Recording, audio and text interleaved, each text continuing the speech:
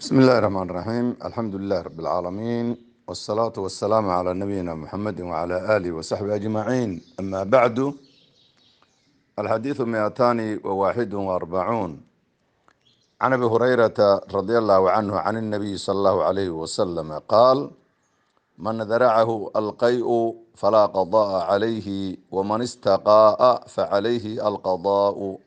رواه ابن ماجه والترمذي وأبو داود، والحديث صحيح. إخوة الإسلام والإيمان، maanta taariikhda islaamka ay tahay 3 bishii 9aad Ramadaan sanadka 1441 isla markaana waafaqsan 26 bishii afraad sanadka 2020. waxaanu ku jiray daruusadeennii ama axaadiidtii ku saabsanayd ramadaanka iyo xaaladihiisa. waxaan ka cudur daaranayaa shalay taariikhda waa bishii 8aad baan nidhi, waa sabqul lisaan wey. ramadaan waa bisha 9aad wey. maanta waxaanu qaadanaynaa xadiid ka sheekeynaya waxyaaba bini aadamku u maleeyo inuu soonku jabinayo oon soonka jabinayn. nabiga calayhi salaatu wasalaam waxaa ka asaxay abu hurayra radi allahu tacaala canhu wa ardaaha can inabiy sala allahu alayhi wasalam qaala, nabigu inuu yidhi: man daracahu ninkuu soo dhaafo ama uu ka qaalib noqdo alqay-u mantaga, falaa qadaa calayhi, wax qado oo laga dushiisaa ma jirto. waman istaqaa'a ninkii iska matajin dalba, facaleyhi korkiisa waxaa alqadaau, qada ayaa dushiisa. ninka iska matajiya oo asaga mantaga iska doona, facaleyhi alqadaa, qada ayaa dushiisa.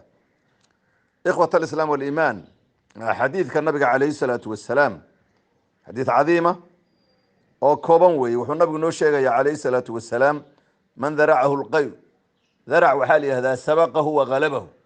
ninka uu ka soo dhaafo mantagu oo ka qaalib noqdo asagoona iska keenin, ama qandhahayse ha ahaato ama cilad kaloo ku timid ha ahaado, mantaga qofku uu soo dhaafo ama uu ka qaalib noqdo, wax qado oo dushiisaa ma jirto.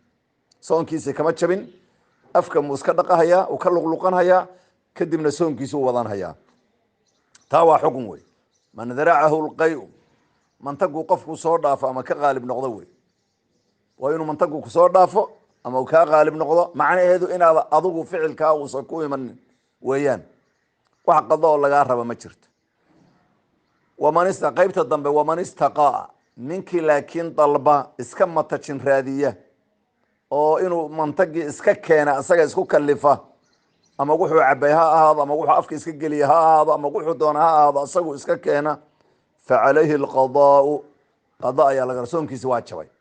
idan khulaasadii nuxurku macnaheedu waxaa weye, mantagu hadduusan qofku iska keenin oo uu soo dhaafo ama uu ka qaalib noqdo, sidiisa iskaga yimaado, ma jabinayo ramadaanka.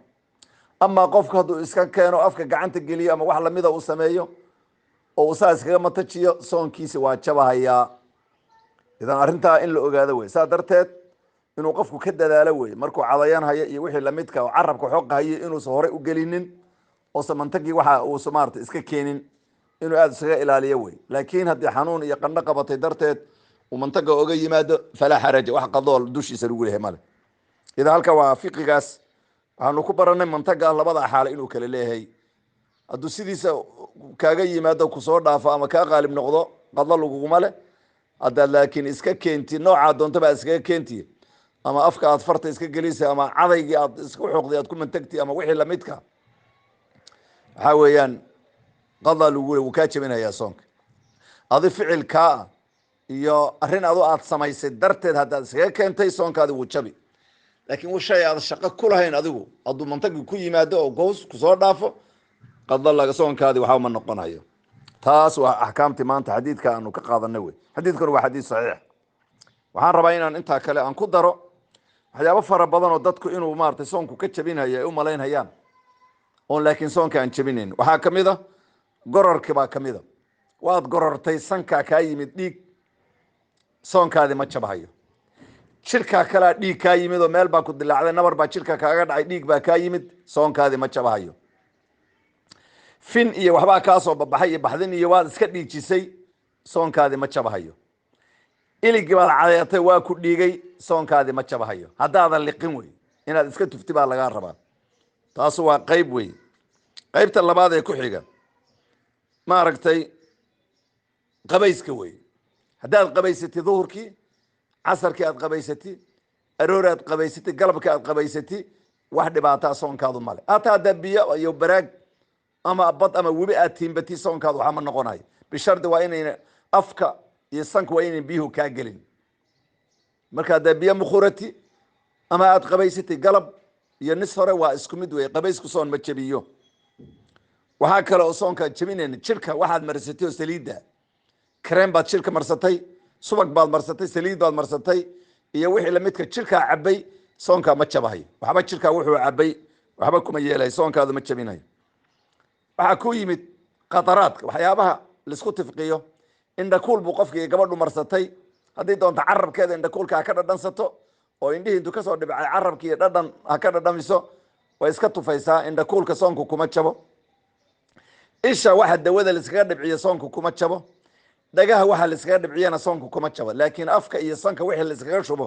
soonku wuu ku jabaya taana waa waxyaabaha dhibicyaalkee la qaadanhayo wey waxaa ku yimid xagga ilkaha cadayga la cadayanhayo haddaad nis hore cadayati iyo haddaad galab cadayati waa isku mid wey iyo duhur haddaad cadayati meeshan culamada qaarkood ay leeyihin mar haddii galabkii la gaar duhurka wixii ka dambe in la cadayo lama ogola madhabka shaaficiga waa laga xoog badan yahay lawlaa an ashuqa calaa ummatii laamartum bisiwaaki cinda kuli salaat ama cinda kuli wuduu buu nabigu alayhi salaatu wasalaam inaan ummadayda ku dhiba haddaana ka yaabayn wakti kastoo weysisanayaan ama maaragtay ama salaada inay cadaydaan baan amri lahaa buuri idan cadaygu wax dhibaata male nis hore nis dambe haddaad cadayt ilkuhu marka hadday ku dhiigaan dhib male waad iska tufaysaa un macjuun haddaad ku cadayt waad iska tufi wax dhibaataa male iligii haddii lagaa soo saaro wax dhibaataa male waad iska tufi dhiigga haddii lagu buuxiyo sidoo kale wax dhibaataa male ilkihii haddii la dhaqo oo qofka ilkihii loo dhaqo wax dhibaataa male wuu iska tufaya waxa wasaqdaas iyo waxa uu iska tufi waa inuusan liqin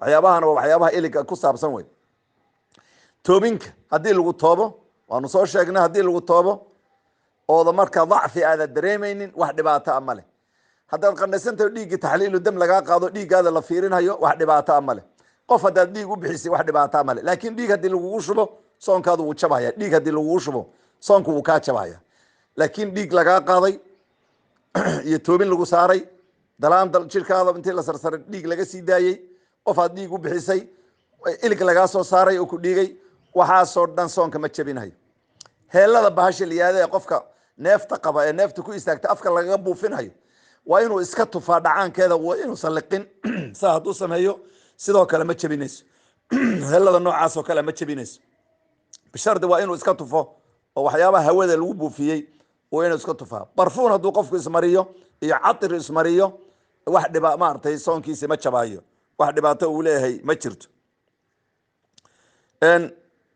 taasna waa waxyaabahaas wey waxaa kaloo ku yimid waxyaabahan taxliilaadka laisku sameeye maarata xagga caafimaadka maalan gabadhi uurka lahayd ama iyadoona uur lahaynba yaa maarata xubinteeda taranka ayaa maaragtay mindaar liyahada laga geliyo raximkeeda lasoo fiirinaya wax dhibaataa male soonka ma jabhayo sidoo kale ninka xubintiisa taranka haddii maaragtay ixliil bimacnaa maado laga geliyo liiser oo kaadimareenkiisii waxaa lagu soo fiirinaya wax dhibaataa male soonka ma jabhayo xididada haddii lagaa geliyo liiser oo wadnahaada iyo beerkii lagu soo baarayo lagu fiirinhayo wax dhibaataa male keliyaha haddii qofka laga dhaqahayo soonkiisa ma jabahayo waxyaabahaasoo dhan waa waxyaabahan soonka jabinaynin wey waxyaabahan soonka jabinaynin wey irbadda qofka lagu dhufanhayo haddii xanuun baabiisa ay tahay dhibaato male laakiin hadday tahay irbadda qada siinaysa iyo cunto siinaysa lama ogol sida kulukoosti iyo maaragtay biyahan qofka lagu rakibhayo maaragtay nafaqada u noqonaysa lama ogolo midaas taas way ka jabinaysa